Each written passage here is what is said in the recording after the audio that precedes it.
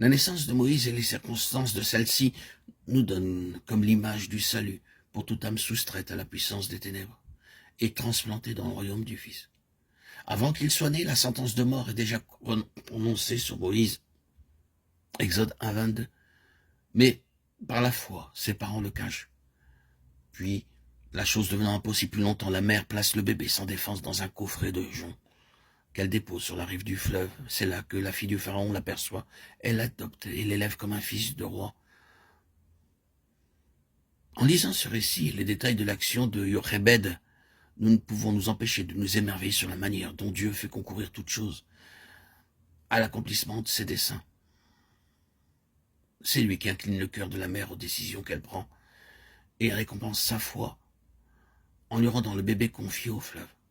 Il semble presque que ce soit Dieu lui-même qui dise à la mère par la bouche de la fille de Pharaon, « Emporte cet enfant et allaite-le-moi, et je te donnerai ton salaire. » Exode 2, 9.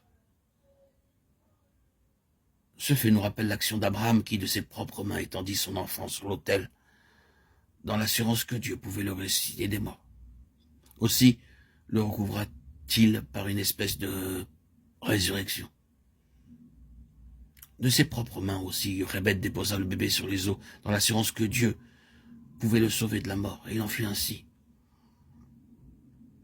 N'avons-nous pas, dans ce fait, comme préfiguré l'histoire merveilleuse de la rédemption, la sentence de mort était passée sur nous tous?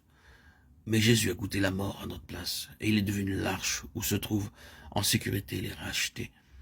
Nous sommes plantés en lui sur la croix, et en lui, comme Moïse, nous sommes sauvés des eaux de la destruction, pour vivre d'une vie nouvelle, ayant reçu l'esprit d'adoption, par lequel nous devenons fils et filles du Tout-Puissant. Pour un peu de temps, Moïse avait été rendu à son foyer et à ses gardiens naturels. Il en va de même avec nous. De mort que nous étions, nous vivons et sommes devenus les enfants de Dieu. Mais pour quelque temps, Dieu nous laisse à l'ancien milieu, car nous sommes encore des bébés, et l'appel à le servir n'a pas encore retenti pour nous. Il faut des années de discipline pour préparer les héritiers de Dieu. Le Père attend que ces bébés soient sevrés et puissent être séparés des choses considérées comme nécessaires au premier âge. C'est moi qui guidais les pas d'Éphraïm, le soutenant par les bras, Osée 11.3. Au moment que le Père a décidé, dans sa grande sollicitude, l'âme est sevrée et doit apprendre à se diriger seule. Ceci peut provoquer bien des larmes. Puis, comme un enfant affligé, le disciple décide de s'en remettre pour toute chose à la volonté divine. Et il dit avec le psalmiste, « N'ai-je pas soumis et fait taire mon âme comme un enfant sevré avec sa mère. Mon âme en moi comme un enfant sevré. » Psaume 131:2.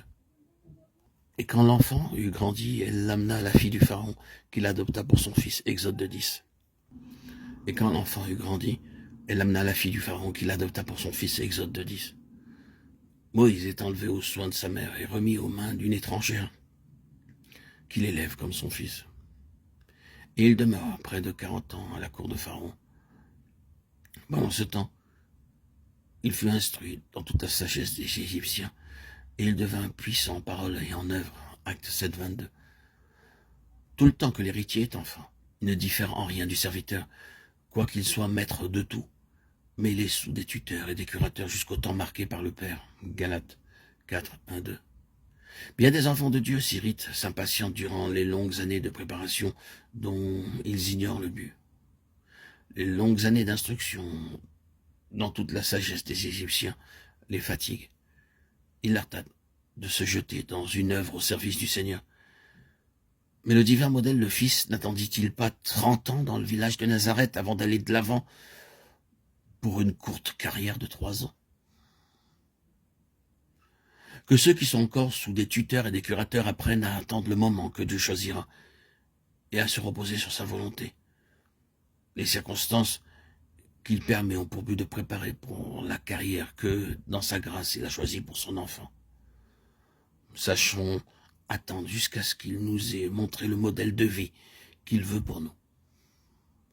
De peur que, dans notre impatience, nous rejetions les choses mêmes qu'il permet pour nous équiper en vue du service spécial qu'il nous désigne dans sa vigne.